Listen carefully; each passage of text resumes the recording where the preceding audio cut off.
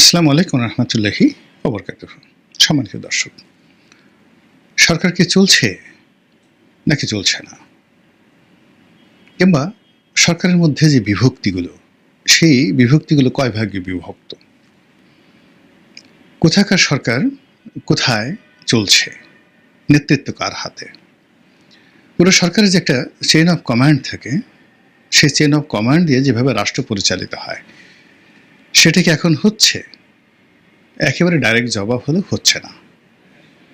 আপনি যদি ঢাকা শহর ধরেন, এখানে দুটো সিটি কর্পোরেশন স্থানীয় সরকারের নেতৃত্ব দিচ্ছে। এখানে ওয়াসা, ফায়ার ব্রিগেড, এরপরে স্বাস্থ্য বিভাগ, বিদ্যুৎ বিভাগ এবং সব কিছুর ঊর্ধ্বে সচিবালয় এবং অন্যান্য হাজার হাজার অফিস রয়েছে, সরকারি অফিস। সব জায়গায় গিয়ে দেখেন কি একটা ঢিলেঢালা ভাব। কোনো একটা অফিসের যে ইন্সপেক্টর, সেই ইন্সপেক্টর তার এসপির কথা লেভেলে যারা আছেন শুনছেন না। একজন সহকারী কমিশনার, সেটা সিভিল সার্ভিসে ধরেন উপজেলা ভূমি অফিসে যে থাকে, তো ডিসির কথা তিনি মান্যগণ্য করছেন না এই মুহূর্তে। এটি রিয়ালিটি। মানে ডিসি সাহেব বলতে পারবেন না যে তার কমান্ডে পুরো ডিস্ট্রিক্ট চলছে। আবার ডিসি সাহেব তিনি তার কমিশনারের কথা শুনবেন, বিভাগীয় কমিশনের কথা শুনবেন, নাকি তার মন্ত্রণালয়ের সংস্থাপন মন্ত্রণালয়ের যিনি সচিব তার কথা শুনবেন, ক্যাবিনেট ডিভিশনের কথা শুনবেন, না ওখানকার বিএনপির যে নেতা রয়েছেন, জেলার যিনি প্রধান ব্যক্তি, জেলা বিএনপির সভাপতি, সেক্রেটারি যার মার্শাল পাওয়ার রয়েছে, তার কথা শুনছেন, নাকি ওখানে সম্ভাব্য যে আগামীতে মন্ত্রী হবে বা এমপি হবে তার কথা শুনছেন? খোঁজ নিয়ে দেখেন, বাংলাদেশের ৬৪ জেলাতে ৬৪ রকম চিত্র। এর ফলে জনদুর্ভোগ চরমে, জনসেবা শূন্যতে নেমেছে এবং মানুষের মধ্যে যে রাষ্ট্র সম্পর্কে একটা বিশ্বাস থাকে, সেই বিশ্বাসের জায়গাটা রীতিমতো ধস নেমেছে। এই গেল এক। ২ নম্বর হলো যে সরকারের যে রাজনৈতিক উইং থাকে, মানে রাজনৈতিক শাখা প্রশাখা থাকে এবং যে সরকারের মধ্যে রাজনীতি থাকে, সেই জায়গাটিতে এখন বলতে গেলে মারাত্মক বিপর্যয় দেখা দিয়েছে। রাজনীতির যে কানেক্টিভিটি, এখানে রাষ্ট্রপতির অফিস, প্রধান উপদেষ্টার অফিস বা প্রধানমন্ত্রীর অফিস, এই দুটো অফিসের সঙ্গে যে সম্পৃক্ততা, তার সঙ্গে আবার ব্যালেন্স তৈরি করে পার্লামেন্ট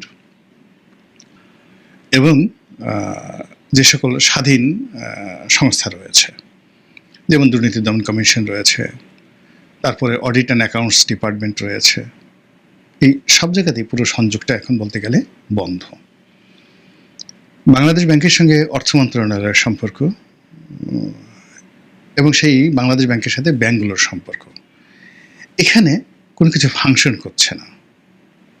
বাংলাদেশ ব্যাংকের গভর্নর তার মতো করে সিদ্ধান্ত নিচ্ছেন, ব্যাংকগুলো তাদের মতো করে সিদ্ধান্ত নিচ্ছে, মন্ত্রণালয় তাদের মতো করে সিদ্ধান্ত নিচ্ছে।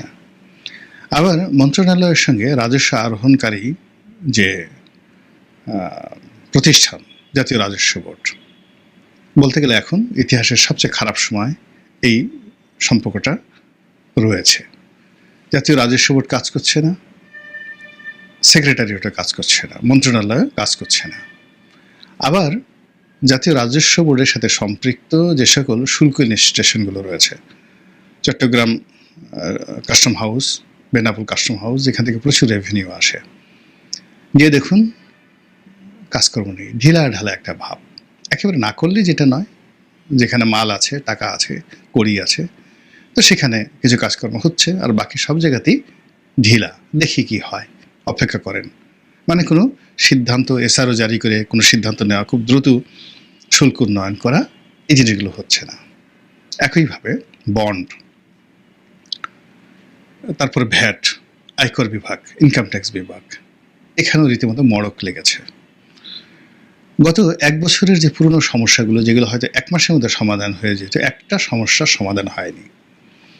যেখানে কমিশনার দিতে পারেন, যেখানে জাতীয় রাজস্ব বোর্ডের মেম্বার দিতে পারেন, যেখানে চেয়ারম্যান সাহেব দিতে পারেন, যেখানে অ্যাপিলেট ট্রাইব্যুনাল রয়েছে সেটা দিতে পারেন, আবার অ্যাপিলেট ট্রাইব্যুনাল থেকে কোনো কোনো সিদ্ধান্ত তারা দিতে পারে না, সেটা হাইকোর্টে আসবে।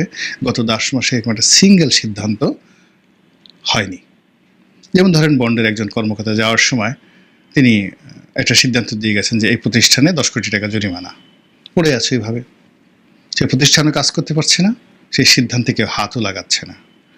ধরেন অ্যাফিলিয়েট ডিভিশনে একটা সিদ্ধান্ত কয়েকবার দেখেন, ওই যে ছাগল মতিউর থেকে ওটার চেয়ারম্যান ছিল, তো সেই ছাগল মতিউর যেটা ট্রাইব্যুনাল ছিল জাতীয় রাজস্ব বোর্ডের, যেখানে ভ্যাট, তারপর শেষে কর, কাস্টমস, এই সিদ্ধান্তগুলো সেখানে সর্বোচ্চ আপিল আদালত এবং ওখান থেকে পরে হাইকোর্টে আসে। তো সেখানে কতজন যে চেয়ারম্যান হয়েছে সে ছাগল মতিউরের পর এবং কটার সিদ্ধান্ত সেখানে হয়েছে খোঁজ নিয়ে দেখেন জাতীয় রাজস্ব বোর্ডে। এবং ওখান থেকে যে সকল সিদ্ধান্ত হাইকোর্টে এসেছে, একটা সিদ্ধান্ত হাইকোর্টে শুনানি পর্যন্ত হয়নি এখন পর্যন্ত, অথচ এটা 15 দিনের মধ্যে শোনানো হতো। তো কোর্ট কাছারিতে কী অবস্থা, লিস্টই আনা যাচ্ছে না, এই কাজগুলো হচ্ছে সেখানে। গেল হাইকোর্ট। তো এই অবস্থাতে সরকারের যে সকল উপদেষ্টা রয়েছেন তারা সবাই শুধু মিডিয়ার সামনে এসে কথা বলছেন, কিন্তু আসিফ নজরুল সাহেব, রেজওয়ানা, কিংবা ধরেন যোগাযোগ যারা রয়েছেন বা বন্দর যার অধীনে যারা মিডিয়াতে এসে কথাবার্তা বলেন নিয়মিত, ফয়জুল করিম সাহেব হলো যোগাযোগ মন্ত্রণালয়ের, আর ব্রিগেডিয়ার সাখাওয়াত নৌ পরিবহন মন্ত্রণালয়ের, তো আর সালেহ সাহেব হলো যাকে বলা হয় অর্থ মন্ত্রণালয়। ওনারা রেগুলার মানে নিয়মিত প্রেসের সামনে আসতেন, কিন্তু গত 1 মাসের প্রায় 1.5 মাসের অধিক সময় ধরে তারা খুব নেহায়েত দায় না পড়লে মিডিয়ার সামনে আসছেন না।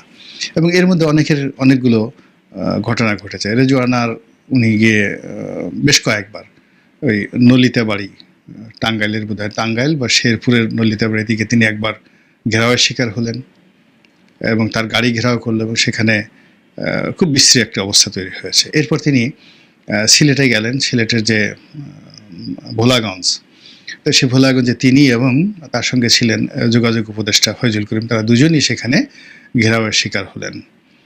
আর তিনি যদি এই মুহূর্তে কক্সবাজারে যান, উখিয়া যান কিংবা সেন্ট মার্টিন যান, কী যে হবে আল্লাহ জানে আর কি, এগুলো অবস্থা। তো আসিফ আহমদ সজীব ভুঁইয়ার এবং ডক্টর আসিফ নজরুল তারা বেশ একটা প্রীতি ফুটবল ম্যাচ খেললেন হাফ প্যান্ট পরে, এবং এটা এখন গুরুত্বপূর্ণ ভাইরাল দৃশ্য।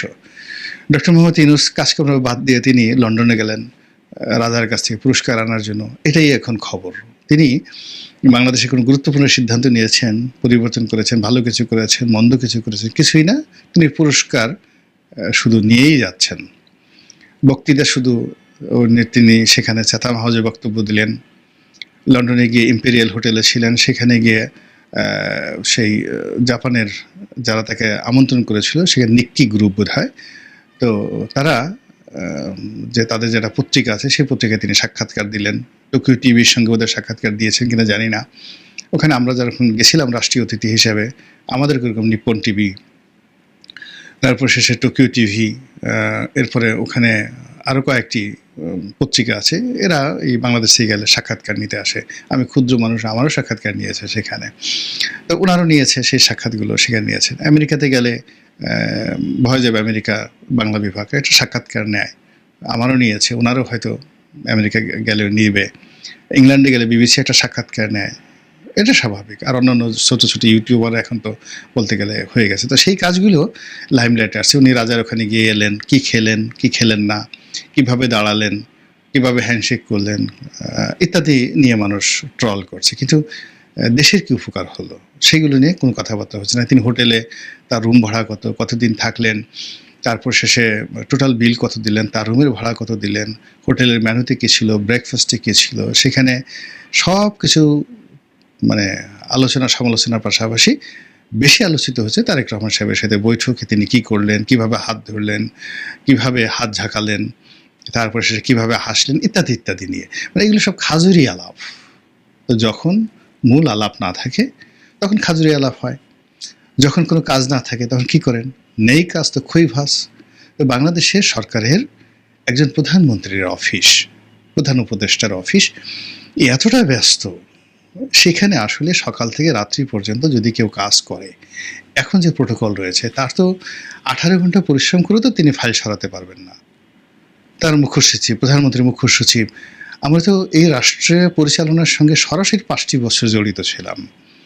আজ ফয়জুল কবির সাহেব যে মন্ত্রণালয় দেখেছেন, এই মন্ত্রণালয়ের সংসদীয় কমিটির সদস্য হিসেবে আমি পার্লামেন্টারি কমিটির একজন সদস্য হিসেবে তো আমার মাথায় এক বস্তা ফাইল সবসময় থাকতো। এরপরে পার্লামেন্টারি প্রসিডিউর, নির্বাচনী এলাকায় আমার জেলার বৈঠক, সেখানে আইনশৃঙ্খলা কমিটি থেকে শুরু করে অন্যান্য যে কমিটিগুলো রয়েছে জেলাতে, উপজেলাতে কমিটির আমি প্রধান উপদেষ্টা।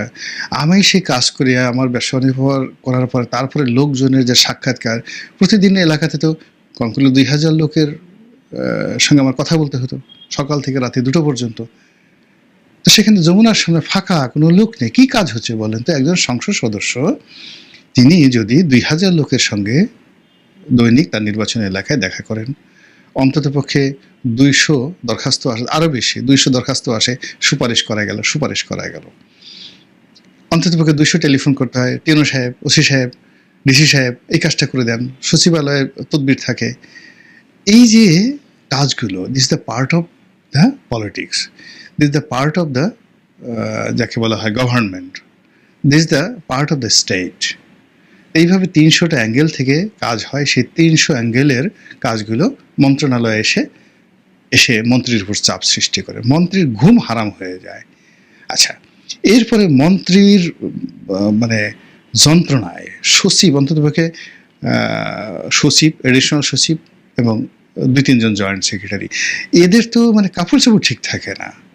এই এমপি সাহেব আসতেছে একটা বিষয় নিয়ে, মন্ত্রী ডাকতেছে, আবার এমপি সাহেব গিয়ে সেখানে গিয়ে সচিবের সাথে গিয়ে ঝগড়া করতেছে, বন্ধুত্ব করতেছে, চা খাচ্ছে, গল্প করছে।